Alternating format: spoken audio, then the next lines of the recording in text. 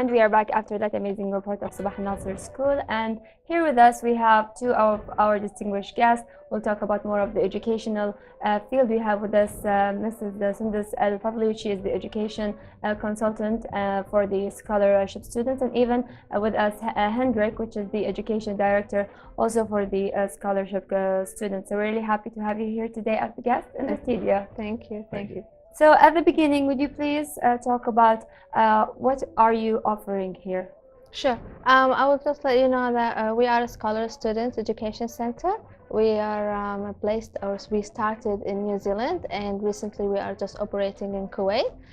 What we are offering, we help students to get into university. So we try to train or prepare students who are just finished from high school to get into university and to get into the right direction. Okay. Yeah. So how are you different from other, let's say, consultants for students? Sure.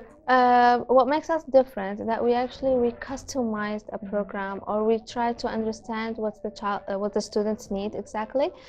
For example, when students finish their high school, they have a lot of opportunities or maybe a lot of options to get into, but they never choose the right option for them. Yes. So what we do, we give them a consultation first. We understand their ability first.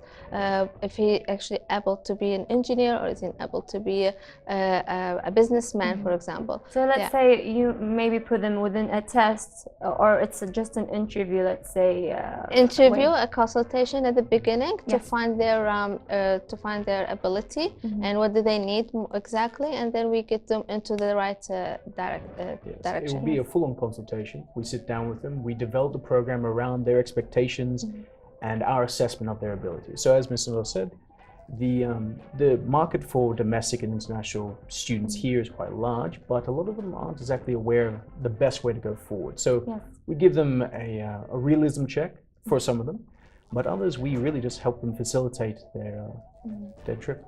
Yes, and when it comes to let's say high school students, from what exactly let's say period do you accept them? Like, you only accept the ones that comes from, let's say, the senior year, or you start within let's say the first year of high school for them to go on to the right track? Definitely. Okay. Now the thing is, I've been in contact with so many schools here in Kuwait. We actually target year 11 and year 12 students.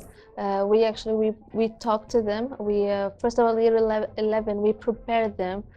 We give them ideas about the universities around the world, about even the one internals. We give them prepare them that they need to do IELTS. They need to be aware that there will be a foundation year. They need to able to know all the subjects, like the core subjects, science and English and math.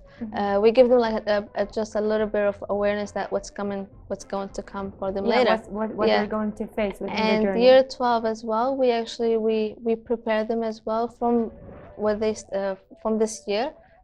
To build their English language. That's number one, because every university, whether it was internal or external, they always required an English language. And also other subjects, which is math and science, or depends what they are after. Yes. And about the students that you've been dealing with, did you manage to, let's say, have a variety of students and even guide them to their college? Of course, yes.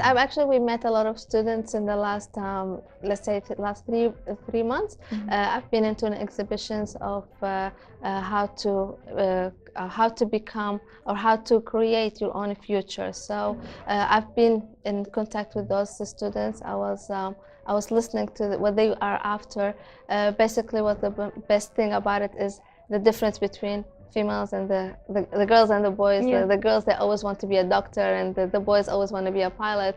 Okay. So, but they never know what they actually really, where to go exactly and where to apply exactly. And to your point, did we get them to where they want to go or help them out in a practical sense?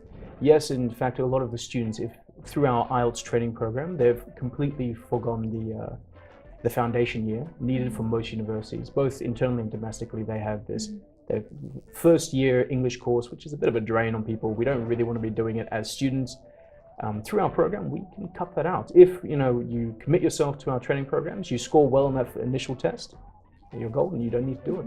So a lot of students are attracted by that cutting a full year off of your studies and getting right into the meat of what you actually want to be studying. It's very attractive for a lot of students, male and female. Yes, well, that's really amazing. Well, I feel sorry because I didn't know you before. Otherwise, you could have consulted me and lots of things and helped me through my education life. Yes, because that's really important. Like in my field, for instance, when I entered college and university, I didn't know what varieties that Kuwait is offering. Let's say because I'm a single girl for my mom, so my mom couldn't let me go abroad. So when it comes to here, I wasn't really aware of what Kuwait offers and such on. Therefore, I entered engineer, and then I found it really difficult. Not really difficult. It was more of because lots of students are there, so you couldn't finish fast. So I wanted to graduate. So we really had, let's say, more of a hurricane life, more of a hurricane. This is the main reason why I started this company. Actually, it was started in 2012. Yes. The reason is because I had the same experience as you have, because I started with a chemistry degree, but it wasn't actually my thing. So I had to change all over again and just try what I'm good at. So this is what the students need right now. When I was meeting the students, I can see they really want to be what their parents want to, but at the same time they have a different ability what they actually can be. So this is what makes us really different. Plus, you mentioned about you didn't want to study abroad, but you want to be internal. There are no many agencies here in Kuwait that actually advise the students to study in Kuwait. Now, what we do, in our center, we have a lot of consultants who are actually working at the different universities in Kuwait that will actually help as well and give us the help for those students. Yes, and I do really agree with the point when you're saying about the parents, that they really emphasize on their kids to, no, you have to go to the engineer field. I'm a doctor, you have to be a doctor. I'm a dentist, you have to be a dentist. Yes, exactly. It's really, really challenging for the students, let's say, and even for the parents. And it's really difficult for the parents to accept that my child is not going to be a doctor, engineer. Of course. Also, we also have, because of that, we also have a part of our activities that we offer in our center. It's already we have a clinical psychologist who actually gives a consultations to parents as well before the students. So she speaks to the parents. She tells them what your child actually needs and wants exactly. So we do a lot of testing, we do a lot of consultations. We met them, we interview them, and then we tell the parents who wants to be their daughter to be a doctor, your daughter cannot be a doctor because this is her level of learning. I feel it's like when there's a pregnant woman and there's the time when you say it's a boy or it's a girl. Yes. It's either they be happy or it's a girl, or they get sad because it's a boy. Exactly. So it's really difficult what you're actually facing here. We're basically akin to career counselors in the West. For example, in Australia, I was spoiled with the amount of choices that I had available to me.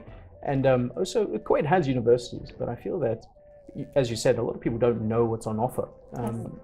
People that are of university age I've spoken to are surprised and shocked that Kuwait actually has some of the things that are on offer. They thought they had to travel to England and America and things like that to get those kind of degrees. But Kuwait seems to lack that school-based career counseling that I got, where somebody is there with all the facts, they can just give it to you. So in a way, we're stepping into that void rather nicely, and we're surprised. Well, I'm at least surprised with the feedback that we're getting from these students. They're honestly surprised with what's available. Yes. It's unfortunately they always think what they want to study overseas, which is good. It's not a bad thing. But we also have a lot of good universities in Kuwait that also can be a really benefit for them later in the future. It's really amazing what you're offering here for, let's say, parents and even for the students who are going to the journey for university, let's say, the journey before entering the real world, which is the job world. So it's really amazing, and I appreciate what you're doing, and hopefully more of, let's say, parents and students come to your agency and starts to find their let's say, their own track. So time is also not assisting us, unfortunately. So hopefully to see you in upcoming episodes, and also talk more about this important field here. Thank you so much. Yes. It was a Thank you. pleasure having you, seeing you today. Thank you. And with that, we came to the end of today's episode, Hello Kuwait. And also, before I end this episode, I'd like to mark that today is the 13th of March, which marks the Kuwaiti Youth Day. Hopefully, all of our Kuwaiti youth get really inspired and work on their education and even find their own track. And until next time, have a great evening and see you again.